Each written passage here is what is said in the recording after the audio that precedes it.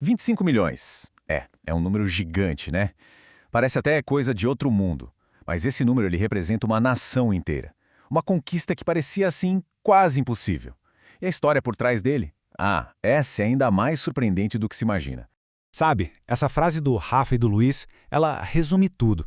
Muita gente olha e pensa que eles sempre viveram nessa mansão, que tudo foi fácil. Mas a realidade é outra, completamente diferente. É uma história de muita, mas muita luta mesmo, muito improviso e um começo que, olha, ninguém imagina.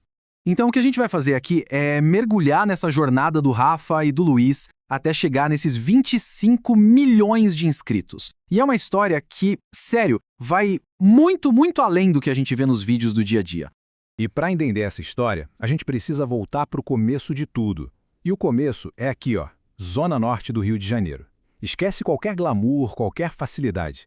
A gente está falando de um lugar onde sobreviver já era o desafio do dia.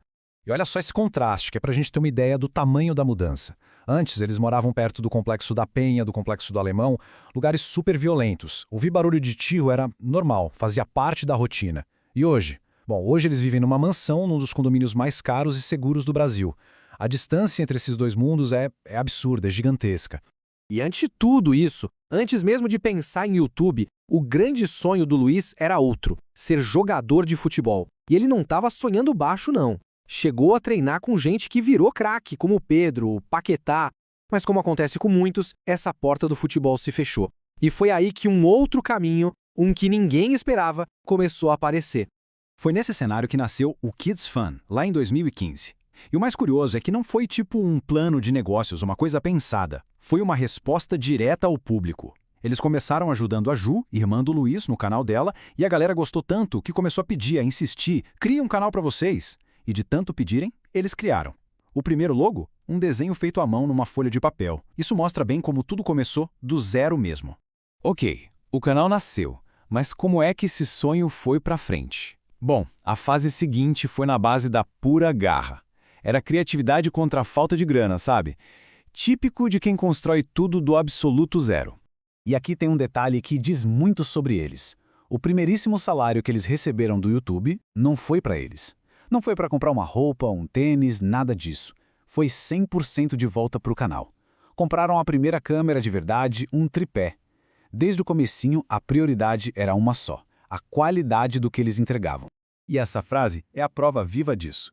Imagina a cena. Precisavam de luz boa para gravar, mas não tinham dinheiro para um softbox profissional. E aí? O Luiz foi lá, pegou uns canos de PVC, assistiu um tutorial na internet e, pronto, construiu o próprio equipamento. A falta de recurso nunca foi um beco sem saída. Era só um convite para ser criativo. E a rotina deles era uma loucura. Pensa só, todo santo dia. O Luiz pegava ônibus para ir para a casa da Rafa. Lá eles gravavam das 9 da manhã até as 9 da noite, que era o horário máximo que o pai dela deixava. E mesmo com essa jornada, eles nunca falharam um envio de vídeo. O Luiz ficava editando até 4 da manhã direto. E não foi por um mês, não. Foram 3 anos nesse ritmo. Depois de toda essa ralação, chegou um momento chave na história deles. Aquele ponto de virada, sabe? A hora em que eles decidiram pegar tudo o que tinham e apostar numa ideia bem ousada. Eles pegaram toda a grana que tinham guardado, tudo, mesmo, para alugar uma casa gigante, por um único mês. Foi uma aposta altíssima, um risco danado para eles na época. Mas foi ali, nessa casa, que nasceu a websérie Férias de Verão, que foi um sucesso absurdo. Ali eles tiveram a certeza, ok, é esse o caminho. Beleza, alugar por um mês funcionou. Mas não dava para continuar assim, né? Não era sustentável. O próximo passo era muito, mas muito mais assustador. Conseguir um lugar fixo, profissional para gravar. E de novo, parecia que tudo e todos estavam contra eles. E a barreira que eles encontraram foi um muro. Eles tentaram alugar uma casa num condomínio super famoso, o mesmo de celebridades tipo Anitta, e a resposta que ouviram de uma corretora foi essa aí: na lata, vocês nunca vão conseguir uma casa ali. Imagina ouvir isso? A descrença de fora era total. Mas eles não são de desistir, né? Eles acharam a casa que era o sonho deles. A primeira corretora, como a gente viu, nem quis perder tempo. Aí eles acharam um segundo corretor que acreditou, que topou mostrar a casa, prepararam uma proposta de aluguel que, sendo bem sincero, eles mal tinham como pagar. E aí, o inacreditável aconteceu. A dona da casa aceitou E aquele risco enorme, valeu cada centavo, o canal simplesmente explodiu, o crescimento foi tão grande que o investimento na mansão se pagou em um único mês. Foi a confirmação de que a aposta mais maluca da vida deles tinha sido a aposta certa. E a partir daí, o sucesso que era online começou a transbordar. Começou a virar conquista gigante aqui no mundo real. O crescimento foi exponencial. Em 2018, rolou a primeira viagem para os Estados Unidos e eles até casaram em Las Vegas. Pouco depois, bateram a marca de 10 milhões de inscritos. Lançaram livros que simplesmente pararam a Bienal do Livro no Rio, era uma multidão. E aí, mais pra frente, criaram o vilão Face, que levou as views do canal para um nível que ninguém imaginava. E tudo isso nos traz até os dias de hoje. A gente vê a evolução da marca deles e principalmente a força de uma comunidade que é super fiel, super engajada.